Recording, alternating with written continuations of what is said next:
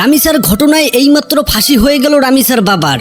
শিশু রামিসা হত্যাকাণ্ডে স্বামীকে মৃত্যুদণ্ড দিয়েছেন আদালত।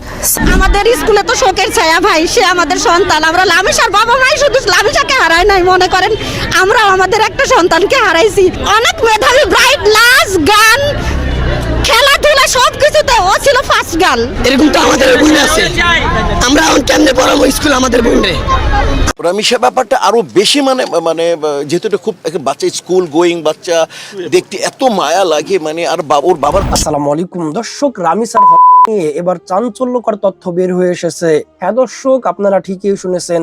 দর্শক, আপনারা সকলে ইতিমধ্যে জানেন যে রাজধানী ঢাকার মিরপুরের পল্লবীতে দ্বিতীয় শ্রেণীর 8 বছরের রামিসাকে এক মানুষ নামে জানোয়ার। দর্শক, রামিসা গুরুত্বপূর্ণ তথ্য নিয়ে হাজির হয়েছি। আজকের এই ভিডিওটি সম্পূর্ণ মনোযোগ সহকারে দেখার জন্য সকলের কাছে বিনীতভাবে অনুরোধ রইল। দর্শক, চলুন বিস্তারিত দেখে আসি। সবাই যেন আমরা দায়িত্ব নেই। আল্লাহ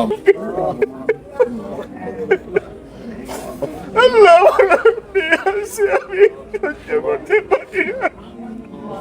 কিভাবে মানুষ তোমার বাবা শেষ করছে, তারপরে গেছিলেন। আপনি রেকর্ডটা চেক করে দেখেন, দেখলে বলবেন।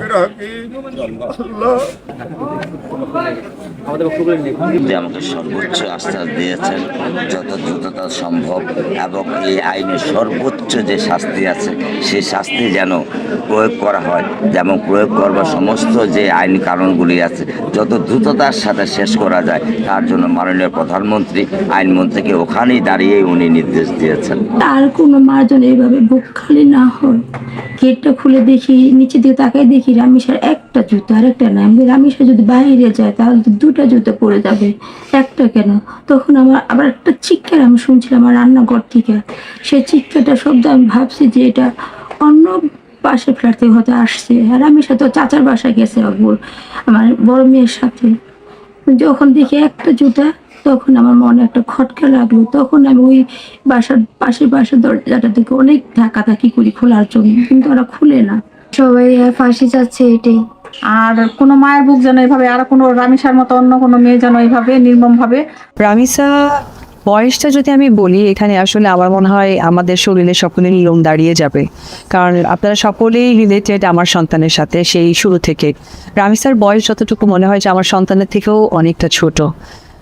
এই বিষয়টা আসলে মানে আমি ন্যাক্কারজনক বলবো না, আমি খালি এটুকুই বলবো যে আমাদের বাংলাদেশের প্রাইম মিনিস্টার, ওনার একটি সন্তান আছে। এটা আসলে আমরা সাধারণ জায়গা থেকে যত সবারই বলি না কেন, এটা আসলে কতটুকু কার্যকরিতা হয় আমার জানা নেই। তবে আমি বাংলাদেশ সরকারের কাছে গতকালকে দেখেছি উনি গেছে। তা আমি এটুকুই বলবো যে একজন প্রাইম মিনিস্টার হিসেবে না, উনিও একটি মেয়ে সন্তানের বাবা। তো সেই সন্তানের বাবা হয়ে যেন এই বিচারটা উনি সঠিকভাবে করেন। এবং আমরা কিন্তু ফেসবুকে এখন দেখে থাকি যে আমাদের বিভিন্ন দেশ যেমন দুবাই, আফগানিস্তান, এই জায়গাগুলোতে স্থিরটা হয়। আমার মনে হয় যে এটা অতি দ্রুত কার্যকর করা দরকার আমাদের তার আগে। বিশেষ করে বাচ্চাদের মানে আর কিছু বলার নেই, এই ব্যাখ্যাটা আসলে আমি কিভাবে দেবো, আমারও সেই ভাষাটা জানা নেই। আমি শুধু এটুকু বলতে চাই যে বিগত দিন আরো অনেক হয়েছে, এবং আপনারা দেখেছেন শুনে এমনভাবে এসেছিল, আমার কিছু বাচ্চাদের এই মুহূর্তে নাম মনে পড়ছে না। তো আমার হ্যাঁ রাইট। তো ওই জায়গায় এখনো না। তো আমার কাছে মনে হয় যে একটি বিচার বাংলাদেশে প্রতিষ্ঠিত করা হোক। আমি সম্মুখে বিচার করেই যে আমি শেষ করতে চাই একজন মানুষকে, তাই না। ভবিষ্যতে বিচারটি দেখে যেন মানুষের গায়েলোম শিউরে ওঠে এবং সেই ফাঁদে যেন কখনো পা না দেয়। আমি শুধু একজনের বিচার চাই না, আমি চাই বিচার প্রতিষ্ঠিত করব। ধর্ষণের শাস্তি তো একজনকে করা হলো, কালকে আরেকজন করবে, তাকেও কি আপনার প্রকাশ্যে আনবেন? তাকেও কি আমরা এইভাবে বিচার চাইবো? নো, আমাদের আইনটা প্রতিষ্ঠা করা দরকার, শাস্তি এটাই হতে। মাননীয় স্বরাষ্ট্রমন্ত্রী, আপনাকে একটা কথা বলতে চাই। আমরা সেই বিচার ব্যবস্থাই ফলো করব যেটা জনগণের পারপাস সার্ভ করবে, সেটা আদিম যুগ হোক, সেটা মধ্যযুগ হোক, কিংবা সেটা নতুন যুগ হোক। তালাউদ্দিন আহমেদ আমাদের মাননীয় স্বরাষ্ট্রমন্ত্রী একটা কথা বলেছেন যে ধর্ষককে যদি প্রকাশ্যে শাস্তি দেওয়া হয় সেটা নাকি মধ্যযুগীয় ব্যবস্থার কাতারে পড়বে। আসলে ওনাকে দোষ দিয়ে আসলে লাভ নেই, উনি অনেকদিন ভারতে থেকে এসেছে, তো তাই ভারতের খুশবু ওনার শরীর থেকে এখনো যায়নি। 2016 সালে ভারতের একজন পঞ্চায়েত নেতা বলেছেন যে চাউমিন বেশি খেলে ধর্ষণের উত্তেজনা উঠে। তো আমাদের মাননীয় স্বরাষ্ট্রমন্ত্রী আসলে সেই মনোভাব থেকে এখনো বের হতে পারেন নাই। প্রাইম মিনিস্টারের উদ্দেশ্যে কিছু কথা বলতে চাই। আপনার কন্যা জাইমা রহমান যখন সাইবার বুলিং এর শিকার হয়েছিল, 24 থেকে 48 ঘন্টার মধ্যে আপনারা তাকে গ্রেফতার করেছিলেন। আসসালামু আলাইকুম সবাইকে। শুরুতেই আমি রামিসা থেকে শুরু করে আসিয়া যারা এখন পর্যন্ত ধর্ষণের শিকার হয়েছে এবং মৃত্যুবরণ করেছে, তাদের আত্মার মাগফিরাত কামনা করছি এবং আল্লাহ যেন তাদেরকে জান্নাতবাসী করুক সেই দোয়া কামনা করছি। আমি কিছু স্পেসিফিক কিছু পয়েন্ট নিয়ে আজকে কথা বলবো। ওই দিন রামিসার বাবা একটা কথা বলেছিলেন যে আমার মেয়েকে হত্যা করা হয়েছে, এটার বিচারও হবে না, বিচার আমি কার কাছে চাইবো, এই হত্যার বিচারও হবে না। আসলে রামিসার বাবার এই কথার মধ্যে একটা ডেপথ আছে। সেই ডেপথটা হচ্ছে বাংলাদেশের বিচার ব্যবস্থা কতটা ভঙ্গুর সেটার একটা প্রতিচ্ছবি, এবং বাংলাদেশের আইন যে সাধারণ মানুষের পারপাস সার্ভ করে না সেটার একটা প্রতিচ্ছবি আমরা দেখতে পেয়েছি। সাধারণ কথাটা কেন বললাম সেটা আমি পরে এক্সপ্লেইন করব। আসলে এইটা আমাদের একটা কালেকটিভ ফেইলিয়ার যে আমরা 24-এর গণ অভ্যুত্থানের পরে আমাদের যে সকল সংস্কার করা দরকার ছিল, যে নারীদের নিরাপত্তা নিশ্চিত করা দরকার ছিল, সেটা যে কারণেই হোক, যেভাবেই হোক, সেটা আমরা আসলে করতে পারিনি। বাট আসলে তো প্রবলেমগুলো নিয়ে পড়ে থাকলে হবে না, আমাদের আসলে সলিউশন নিয়েও ভাবতে হবে এবং কি কি পদক্ষেপ গ্রহণ করা যায় আমাদের আসলে সেটা নিয়েও এখন চিন্তা করতে হবে। সালাউদ্দিন আহমেদ আমাদের মাননীয় স্বরাষ্ট্রমন্ত্রী একটা কথা বলেছেন যে ধর্ষককে যদি প্রকাশ্যে শাস্তি দেওয়া হয় সেটা নাকি মধ্যযুগীয় ব্যবস্থার কাতারে পড়বে। আসলে ওনাকে দোষ দিয়ে আসলে লাভ নেই, উনি অনেকদিন ভারতে থেকে এসেছেন, তো তাই ভারতের খুশবু ওনার শরীর থেকে এখনো যায়নি। 2016 সালে ভারতের একজন পঞ্চায়েত নেতা বলেছেন যে চাউমিন বেশি খেলে ধর্ষণের উত্তেজনা উঠে। তো আমাদের মাননীয় স্বরাষ্ট্রমন্ত্রী আসলে সেই মনোভাব থেকে এখনো বের হতে পারেন নাই। মাননীয় স্বরাষ্ট্রমন্ত্রী, আপনাকে একটা কথা বলতে চাই। আমরা সেই বিচার ব্যবস্থাই ফলো করব যেটা জনগণের পারপাস সার্ভ করবে, সেটা আদিম যুগ হোক, সেটা মধ্যযুগ হোক, কিংবা সেটা নতুন যুগ হোক। আপনার মা মেয়ে যদি ধর্ষণ হয় এবং তাকে গলা কেটে হত্যা করা হয়, আপনি তার ফাঁসি চাইতে পারবেন, কিন্তু অন্যজনের মা মেয়ে যদি ধর্ষণ হয় এবং তাকে যদি হত্যা করা হয়, তাহলে সে কেন বিচার চাইতে পারবে না বা সে কেন ফাঁসি চাইতে পারবে না? যদি যদি আপনি না চান তাহলে এটা আসলে আপনার মধ্যে সমস্যা। আরেকটা কথা বলতে চাই, আসলে এই সকল সেন্সিটিভ ইস্যুকে আপনারা খুবই হেসে হেসে উত্তর দেন। এটার রিজন হচ্ছে কি, আপনারা আসলে জনগণকে সিরিয়াসলি নেন না। জনগণ কি পেইনের মধ্যে দিয়ে যাচ্ছে, জনগণ কি চায়, এটা আসলে আপনারা বুঝতেই পারেন না।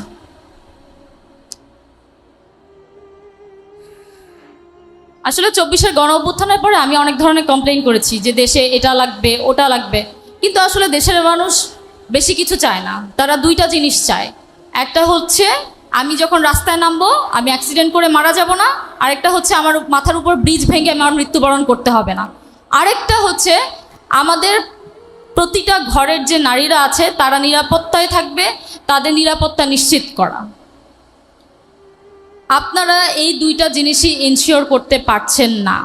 আপনাদেরকে জনগণ সংসদে পাঠিয়েছে এইসব আইন প্রণয়ন করতে, কিন্তু আপনারা এইসব আইন প্রণয়ন না করে আপনারা জনগণকে সংবিধানের পানি পড়া দিচ্ছেন, সংবিধান বোঝানোর পানি পড়া আপনারা দিচ্ছেন জনগণকে। লাস্টলি আমি প্রাইম মিনিস্টারের উদ্দেশ্যে কিছু কথা বলতে চাই। আপনার কন্যা জাইমা রহমান যখন সাইবার বুলিংয়ের শিকার হয়েছিল, 24 থেকে 48 ঘন্টার মধ্যে আপনারা তাকে গ্রেফতার করেছিলেন। আপনাদেরকে অন্য আরেকটা চিত্র দেখাই। ডেইলি স্টারের প্রতিবেদন অনুযায়ী এবং ডেইলি স্টারের রিপোর্ট অনুযায়ী অলসো ঢাকা ট্রিবিউনের রিপোর্ট অনুযায়ী বাংলাদেশে প্রতিদিন 19 জন করে নারী এবং 12 বছরের নিচে শিশু ধর্ষণ হচ্ছে, এবং কিছু ক্ষেত্রে মামলার বিচার নেওয়া, এইসব ধর্ষণের মামলার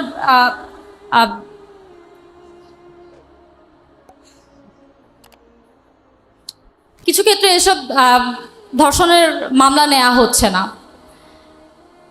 একই দেশ, দুইজন নারী, কিন্তু দুইজন নারীকে দুইভাবে ট্রিট করা হচ্ছে। No head to Zaima Rahman. আমার জাইমা রহমানের কিছু আমি জাইমা রহমানকে ব্যক্তিগতভাবে খুব পছন্দ করি। তার কিছু কার্যক্রম, গতকালকে উনি একটা পোস্ট করেছেন যেখানে উনি লিখেছেন যে child safety as a emergency হিসেবে ট্রিট করতে। আমি জানতে চাই তারেক রহমানের কাছে যে তিনি কবে নাগাদ তার কন্যা, তার মেয়ে হয়েও, প্রধানমন্ত্রীর একজন কন্যা হয়েও তিনি এরকম আইনের নিড ফিল করছেন। আমি জানতে চাই তিনি কবে নাগাদ এটার আইন বাস্তবায়ন করবেন, আমরা আদৌ এটার আইন বাস্তবায়ন হতে দেখতে পাবো কি না, কবে দেখতে পাবো, এটার একটা ক্লিয়ার স্টেটমেন্ট আমাদেরকে দিবেন। আর যদি এরকম কোনো আইন আপনারা বাস্তবায়ন না করতে চান, না করতে পারেন, তাহলে আপনারা আমাদের সকল নারীদেরকে একটা করে ভিকটিম কার্ড ধরায় দিবেন। অনেক তো কার্ড দিচ্ছেন, একটা ভিকটিম কার্ড দিবেন। কারণ গতকাল 2 দিন আগে রামিসা ছিল, তার 2 দিন আগে আসিয়া ছিল। কালকে যে আমি এরকম ভিকটিমের শিকার হব না বা আমি ভিকটিম হব না, এটার কি গ্যারান্টি আপনি বলেন? সুতরাং আপনারা কবে নাগাদ এটা নিয়ে বিচার ব্যবস্থা করবেন, আপনাদের কবে বিচার করবেন, কবে কি করবেন, এটার একটা ক্লিয়ার স্টেটমেন্ট আমাদের জনগণের সামনে তুলে ধরুন। আমরা এটাই আসলে আশা করি। আদারওয়াইজ আমাদের হাতে একটা ভিকটিম কার্ড ধরা দেওয়া ছাড়া আসলে আমি আর কোনো উপায় দেখতে পাচ্ছি না। ধন্যবাদ। বিদ্যালয়ে যেতে পারে প্রতিটি নাগরিক, তারা নিরাপদে চলাচল করতে পারে, প্রত্যেকটি মহিলা, প্রত্যেকটি নারী, তারা তাদের কোনো ধরনের সামাজিক সাইবার বুলিং কিংবা কোনো ধরনের সহিংসতার শিকার হতে না হয়, এবং কোনো ধরনের যারা সহিংসতার শিকার হয়েছে তাদেরকে যথাযোগ্য বিচারের আওতাধীন করতে হবে। যাদেরকে শাস্তির আওতাধীন আনতে হবে তাদেরকে শাস্তির আওতাধীন এনে যথোপযুক্ত বিচারের আওতাধীন আনতে হবে। আমরা বিশ্বাস করি জনগণের ঐক্যবদ্ধ কণ্ঠ অন্যায়ের সবচেয়ে বড় প্রতিরোধ। তাই আসুন দলমত নির্বিশেষে আমরা সকলের নির্যাতন, ধর্ষণ এবং সহিংসতামূলক যত ধরনের কর্মকাণ্ড আছে তাদের বিরুদ্ধে রুখে দাঁড়ায়। কারণ নিরাপদ নারী এবং একজন নিরাপদ কিশোরী বাংলাদেশ একটি নিরাপদ বাংলাদেশ করছে। সাথে সাথে হয় জনগণ গণপিটুনি দিয়ে মেরে ফেলবে, অথবা অ্যারেস্ট হলে সাথে সাথে তার ফাঁসির রায় কার্যকর করতে হবে। তার পক্ষে যে উকিল দাঁড়াবে সে উকিল গণপিটুনি দিয়ে মেরে ফেলতে হবে। আবার অনেক সময় দেখেছি তারা জামিনও পেয়েছে। কেন ভাই, কি জন্যে? আমি অ্যাজ এ জয় চৌধুরী আমি কথা দিচ্ছি, আমি তো সাথে থাকবই। ইকোনমিক্যালি সাপোর্ট করতে হলো, লয়ারে খরচ চালাইতে হলো, আমি সেটা করব। ভাই আমি একজন বাবা, আমার বাচ্চার নর্মাল একটু ঠান্ডা হলে যারা বাবারা আছেন তারা জানেন যে তাদের নিজেদের পার্সোনাল লাইফটা উলটপালট হয়ে যায় একটা বাচ্চার শুধু ঠান্ডা লাগলে। আর সেখানে বাচ্চা ধর্ষণ হচ্ছে, নির্বিচারে খুন হচ্ছে। সেক্ষেত্রে আমাদের দিন দিন অপরাধীরা আমাদের সামনে দিয়ে ঘুরতেছে ফিরতেছে, আর আমাদের সবার সামনে থেকে আসিয়ারা চলে যাচ্ছে, রামিসা চলে যাচ্ছে। হ্যাঁ, তা এটা থেকে মর্মান্তিক এই প্রশ্নের যে জবাব আপনাদের ক্যামেরার সামনে দিচ্ছি, এটা একটা মর্মান্তিক ব্যাপার যে আমার একটা মেয়ে, আমার আজকে রামিসা আমার মেয়ে হতে পারতো, তো আমার মেয়ের আজকে এরকম ঘটনা ঘটে গেল, আর আমরা ক্যামেরার সামনে বাইট দিচ্ছি, কোনো বিচার হচ্ছে না। আমি সর্বপ্রথম একজন বাবা হয়ে, একজন নাগরিক হয়ে আমি একটা কথাই বলবো যে একজন ধর্ষকের অবিলম্বে ফাঁসি হওয়াটা খুবই জরুরি, এবং এমন একটা শাস্তি হওয়া উচিত। এবং ফাঁসিটাও তাকে ফাঁসি তো অনেক সময় বিচার করে কাঠগড়ায় দাঁড়ায়, এইটা করে ওইটা করে তাকে এই ধর্ষণ করার পরেও একটা অপরাধী মিনিমাম 6 মাস 1 বছর জেলখানাতে থাকে, আরামে থাকতেছে, দেখা গেছে টাকা পয়সা দিয়ে মেডিকেলে থাকতেছে। এই আরামটাও যেন তার লাইফে না আসে। ধর্ষণ করছে, সাথে সাথে হয় জনগণ গণপিটুনি দিয়ে মেরে ফেলবে, অথবা অ্যারেস্ট হলে সাথে সাথে তার ফাঁসির রায় কার্যকর করতে হবে। আর যে কোর্টে যদি ওঠে তার পক্ষে যে উকিল দাঁড়াবে সে উকিল গণপিটুনি দিয়ে মেরে ফেলতে হবে। এরকম একটা শাস্তির বিধান যদি করা যায়, অথবা আমরা জনগণরা যখন আমরা আইন যদি হাতে তুলে নিই তখন হবে আইন হাতে তুলে নিয়েছে জনগণরা।